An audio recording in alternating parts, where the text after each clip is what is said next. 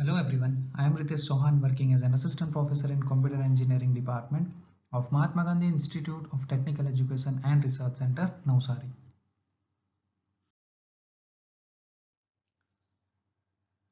So we are going to cover the unit number 5, that is function, which also includes the recursion at the last. So we covered both the topic, that is unit number 5 function and recursion. So the topic which are covered in this video are what is user defined function, define the syntax of the function, then different categories of function, and what do you mean by actual and formal parameter.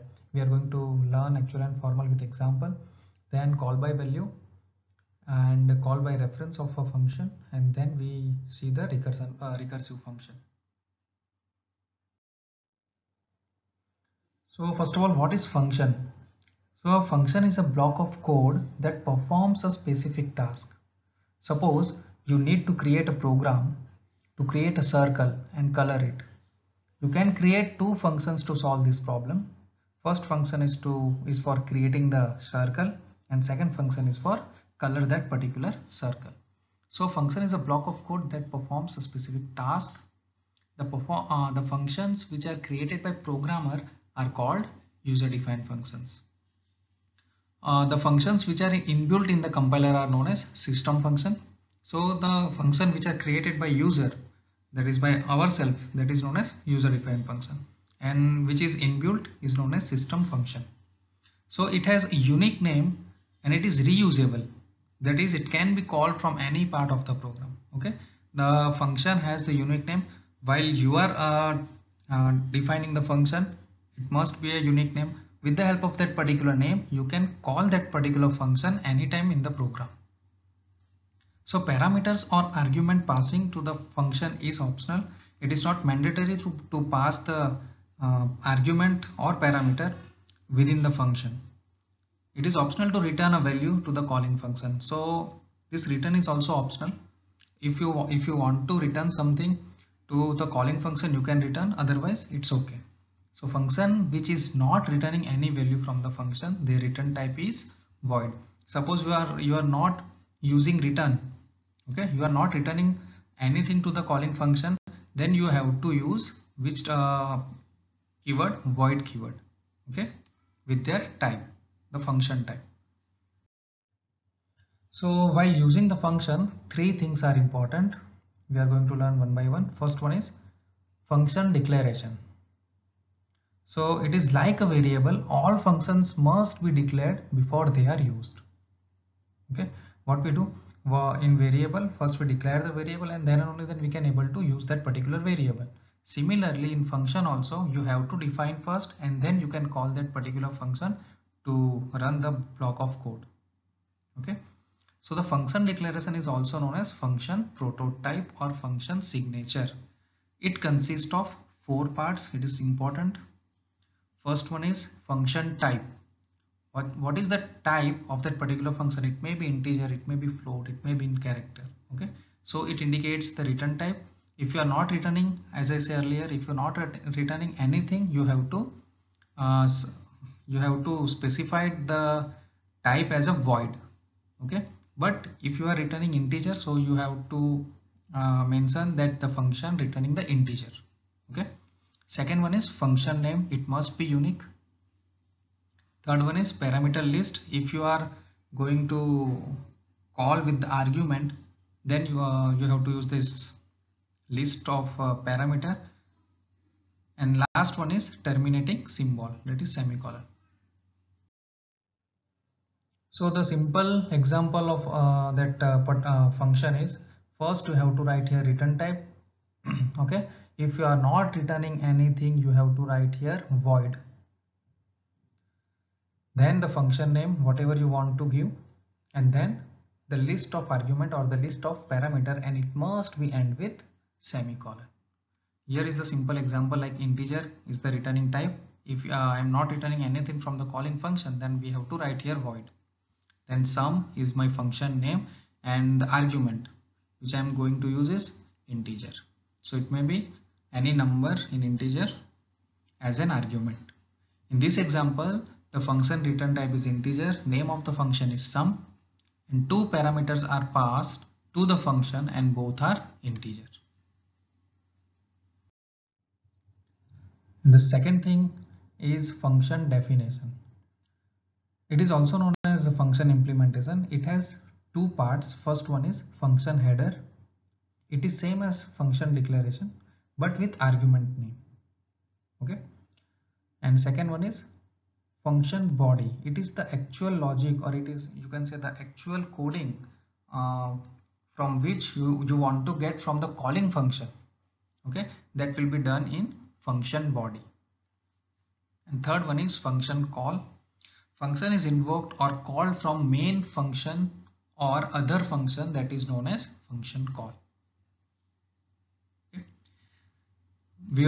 We know that our program will start with the main function. Okay, in main function you can call the function what you already created.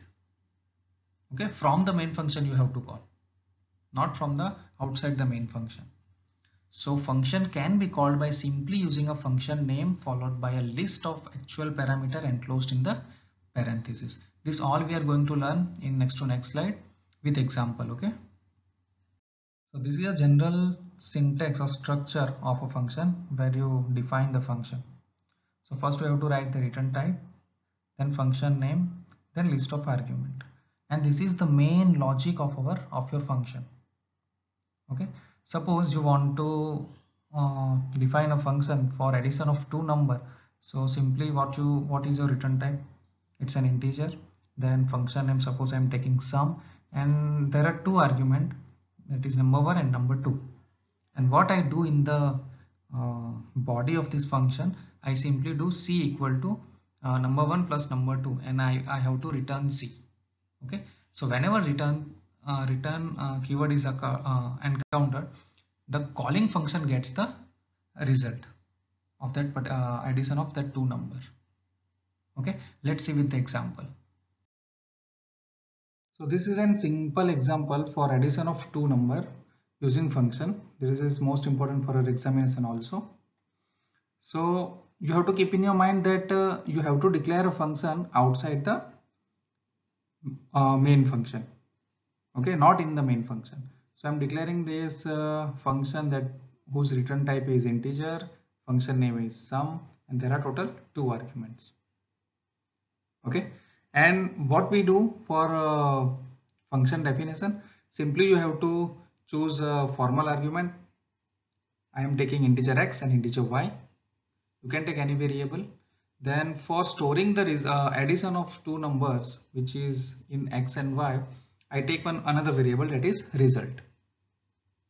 So result equal to x plus y, and whatever the value I got from the addition, I will return to the calling function.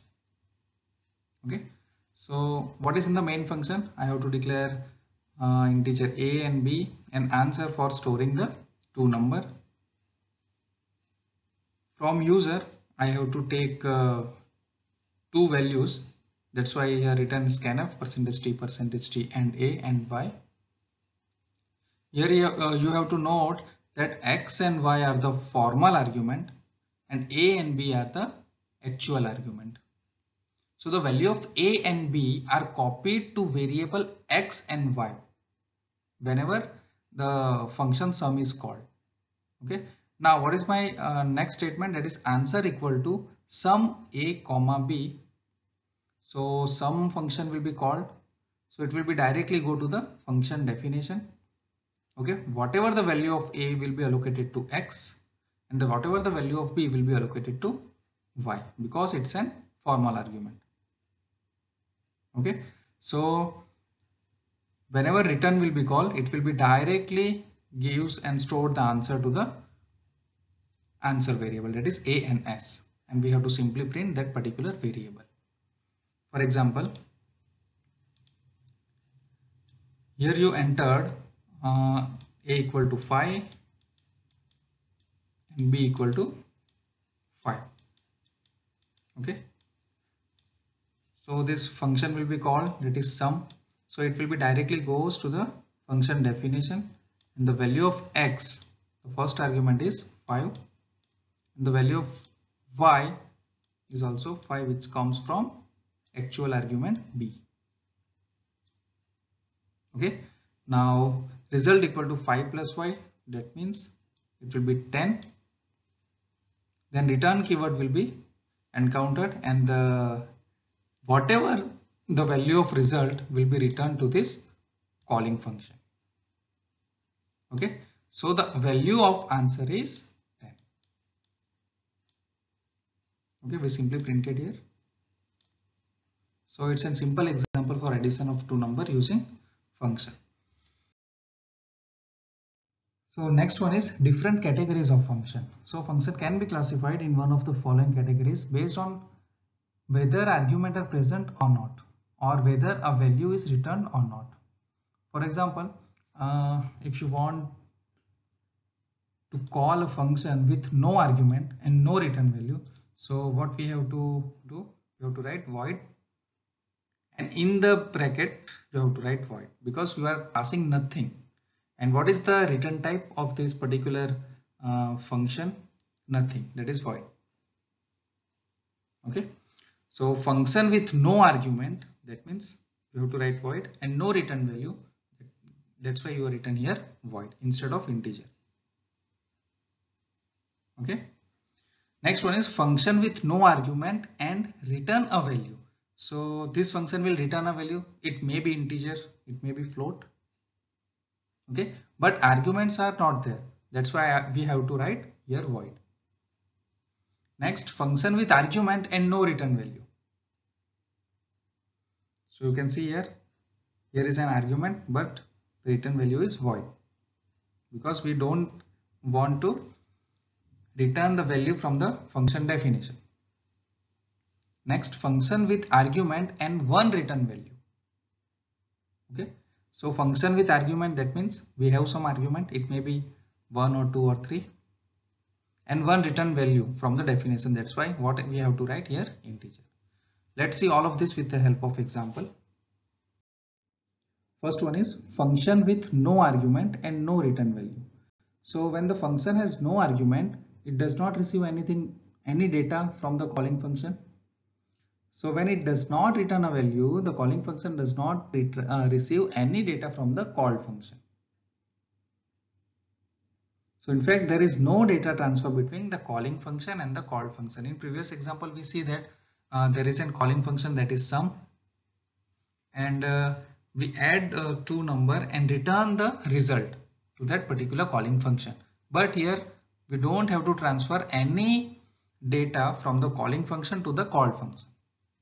Okay, so you have to write that void function, because there is no return type, and in the bracket nothing. Okay, it's a simple example of function with no argument and no return value. As we know, there is no argument, so we have to write as an argument void, and no return value, that's why we have to write void. Void means nothing. Okay, so my function name is println, and what is our definition then? I suppose I have to print 10 times hyphen, but I don't have to return any value to the calling function, so I can use simple for loop from 0 to 10. So 10 times will be this hyphen will be printed. Okay, but there is no return value, but this hyphen will be printed, and whenever this print line will be encountered or called, then the 10 times hyphen will be printed, and then in the next line mjitter will be printed, as you can see in the output. Okay, so this is a simple example of function with no argument and no return value. Next one is function with no argument and return value. Okay, argument is nothing, but we have to return something to the calling function. So when a function has no argument, it does not receive data from the calling function. Okay, so when a function has return value, the calling function receives one data from the called function. For example, you can see here this is an calling function, that is fun1, and in body return no number. Okay, so this variable will be returned to this calling function, and whatever the value of this number is will be allocated to a. Okay, so there is no argument, but we have a return value to this calling function. Let's see the example with no argument but a return value. Okay, that means the argument is not there. So whenever you declare any function, you have to write void as an argument. Suppose I have a return type integer, that's why I simply write integer instead of void, because I have to return something. Okay, then what is my definition then? Suppose I am taking one variable, that is number, and from the user, suppose I am taking any of the number and it will be stored at the address of number, and I simply return that particular number to the calling function get number. Okay, so m gets the number which are entered by the user here. Okay, and then simply we have to print that particular number. Let's see the output. So whenever this m equal to get number will be encountered, it will be directly goes to the function definition. Okay, then it will be printed that enter number colon. Suppose I am entering 10, then it will be returned to the variable m. Okay, with the help of this calling function, and we simply print the value of m, that is 10. So next one is function with argument and no return value. Okay, so we have some argument, but we does not return anything to the calling function fun1. Okay, so when a function has an argument, it receives data from the calling function. When it does not return a value, the calling function does not receive any data from the called function. Let's see the example. So it's a simple example of function with argument but no return value. Okay, here you can see our return type is void. That's why we are not returning anything.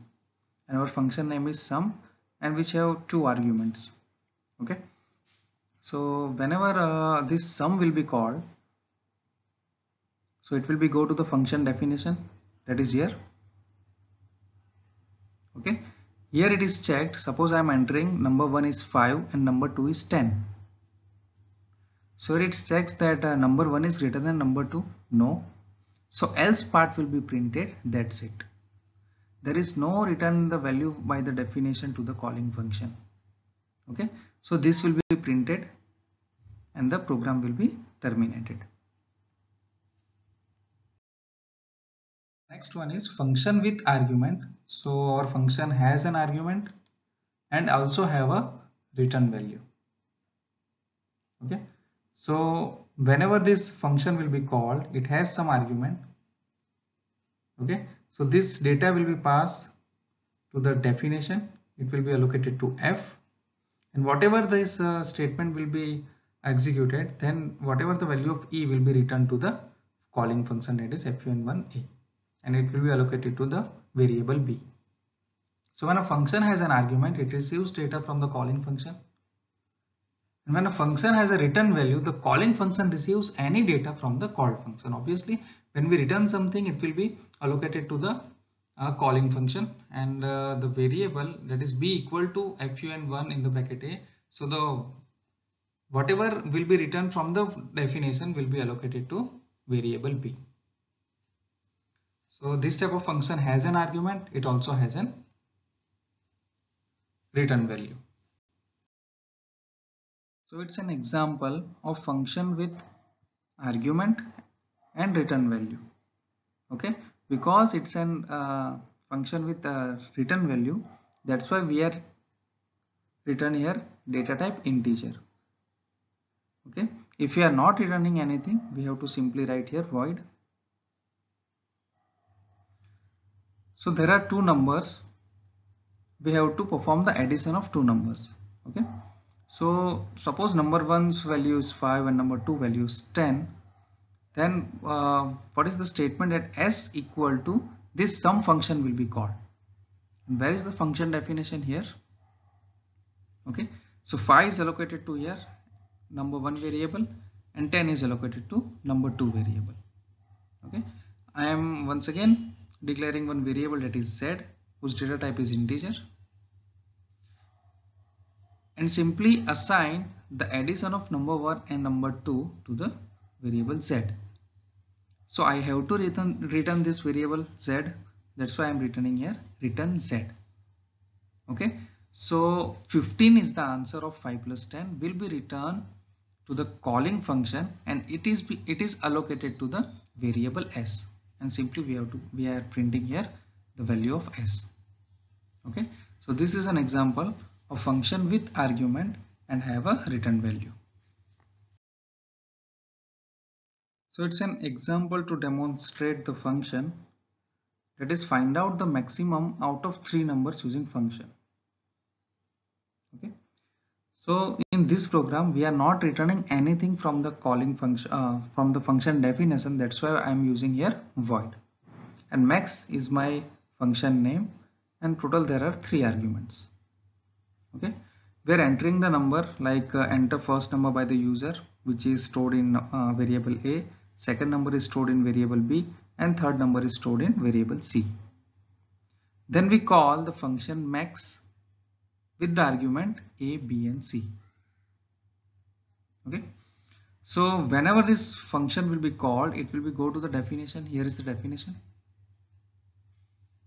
Here simply I using the if statement, that if a is greater than b and a is greater than c, then I will print it a is maximum. Okay, else if b is greater than c, then b is maximum, else c is maximum. Okay, so here we are not returning any value to the calling function. That's why we are using here void. What will be the answer? It will be simply printed as output. Let's see the output. Suppose I am entering the first number 10, second number 25, third number 60. Whenever this max function will be called, it will be go to the definition, and after executing this, the answer is c is maximum. We are not returning anything to the calling function max, but we are simply printing from the definition. So the next topic is explain actual argument or parameter and formal argument with example. So it's an important topic which can be asked in your examination.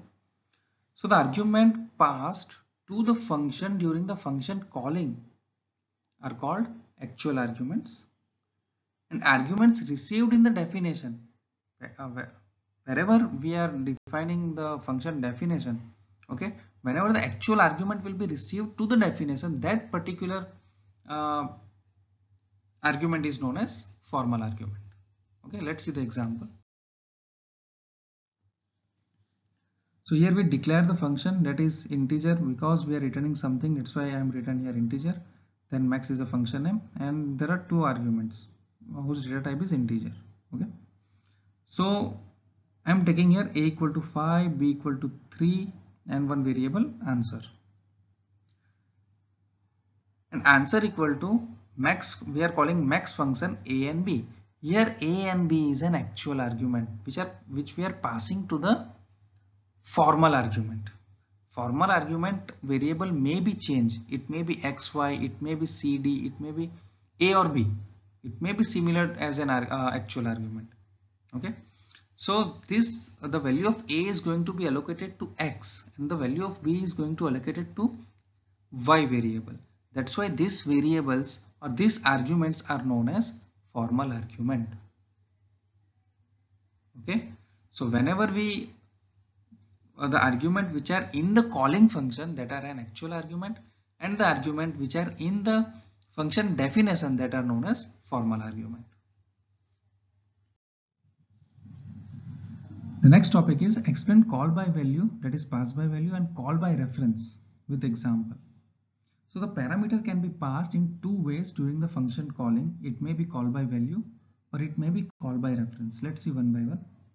So in call by value, the values of actual parameters are copied to their corresponding formal parameters that we see in the previous slide.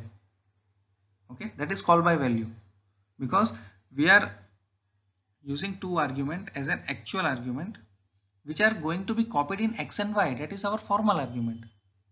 Okay, so in call by value this will be happen. So the original value of the variables of calling function remains unchanged. Even if a function tries to change the value of past parameter, those changes will occur in formal parameter only, not in the actual parameter. Let's see the example. For example, here we are writing an example of swapping two number. Okay, my return type is void because I am not returning anything from the function definition. Here our program will be start from the void main. We are taking two variable x and y. Okay, then I am calling the function swap x comma y. Suppose I am entering here the value of x is 4 and the value of y is 5. So these are my actual argument x and y, which contains the value 4 and 5. Okay, these x and y are my formal parameters or formal argument, because the value of x is going to be in this variable and y is going to be in this variable. The variable name you may change. Instead of x you can write a, instead of y you can write b. Okay, now the value of this x and y I can change, but it will not reflect in the variable this which contains the actual parameter. Suppose I am swapping here x and y, so the value of x is now 5 and the value of y is now 4. Okay, so this will be printed here, x equal to 5 and y equal to 4. But here if I print the value of x and y, it is 4 and 5, not 5 and 4, because actual parameters value are not going to be changed, but we can change the values of formal parameters. So the output is, when I am entering the value of x and y 3 and 5, the value of x is 3 and the value of y is 5.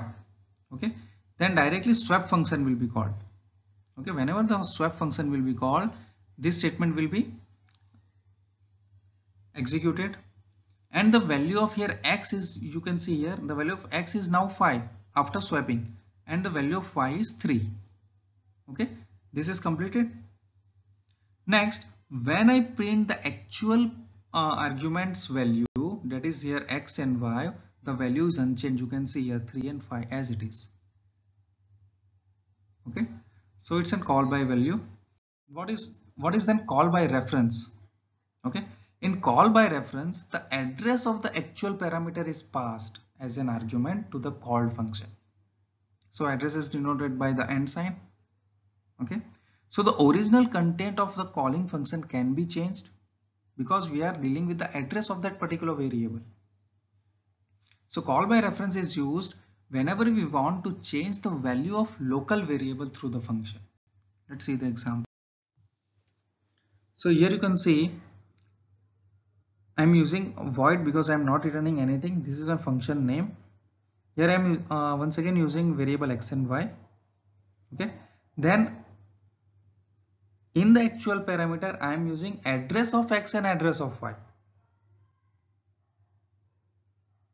Okay, as an actual parameter. So here the value of that x and y will be put it in the x and y, because we are using star notation, pointer.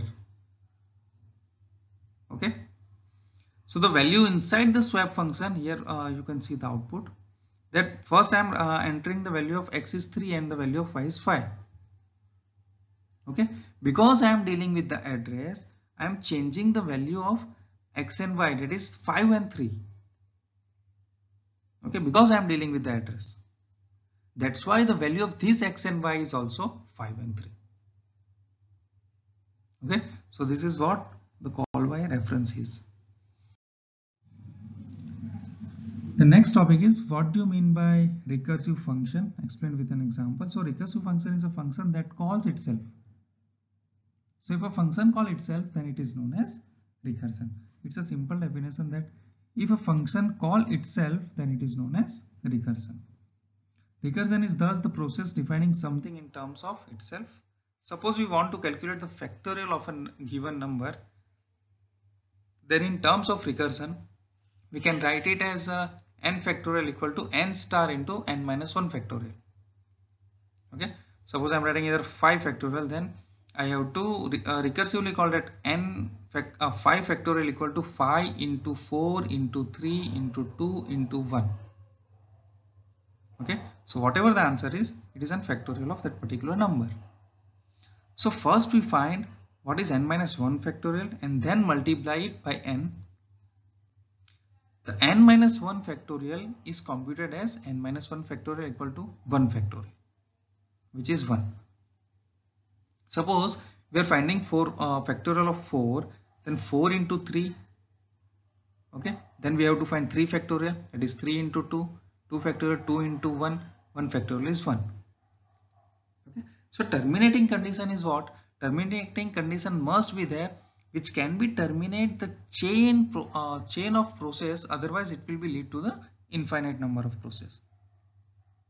Let's see the example of this factor.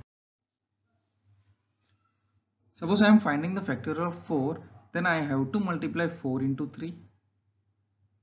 Okay, then 3 into 2, then 2 into 1. Okay, so what is my code?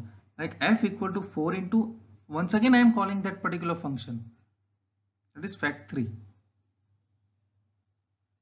Okay, so this will be go here. Once again in fact3, f equal to 1 will be there, and f equal to 3 into fact2, because we are performing here n minus 1. Okay, so whenever we call fact2, the result of 3 into fact2 is not allocated to the variable f here also. Before that function will be called, that's why we are going to fact2. Fact2 means 2 into fact1. Similarly fact1 is 1. Here we know fact1 is 1, so that is our terminating condition. Okay, so if f equal to 1, return 1. Okay, so the value of this fact1 is 1, so 2 into 1 is 2, then we have to return here 2. So 2 will be returned to the calling function fact2, because it's a definition of fact2. Okay, so what is 3 into 2? 6. Okay, so we return 6 here in the fact3, and what is 6 into 4? 24. So it will be returned as an answer of factorial 4. So it's an important question that can be asked in your examination, that is find the factorial of given number using recursion. Okay, so what we do, we are returning something, that's why we are taking integer, because we are returning integer, and fact is our function name, and we are passing one argument. Okay, so here I am taking two variables, that is f and n. We are entering the number from the user, and we call f equal to fact n. Suppose n is 4, user enters the value, that is 4, so we have to find fact 4. So fact 4 will be called fact. Where is the definition here? Okay, so first we initialize f equal to 1. If n is equal to 1, no, n is equal to 4, so it is going to the else part. N into f equal to n into fact n minus 1. Okay, then fact n minus will be called once again. What is n minus 1? That is fact 3. So it will be goes here once again. Okay, function calling itself. Okay, now the fact and whatever the value of now n is 3. So if n is equal to 1, no, it will be go to the else part. Once again f equal to 3 into fact 3 minus 1, that is 2. Okay, once again this fact will be called. So the value of n is 2. If n is equal to 1, no, else n, that is 2 into fact 2 minus 1. Okay, 2 minus 1 is 1. Once again this fact will be called. Okay, if n is equal to 1, yes, right now n equal to 1, then this function get the value 1, and then 2 into 1 will be multiplied, then 3 into 2, then 6 into 4 will be multiplied, and 24 will be returned to the variable f, and that particular variable f will be printed here. The factorial of 4 is 24. If you have any query in this video regarding function and recursion, you can contact me. Thank you.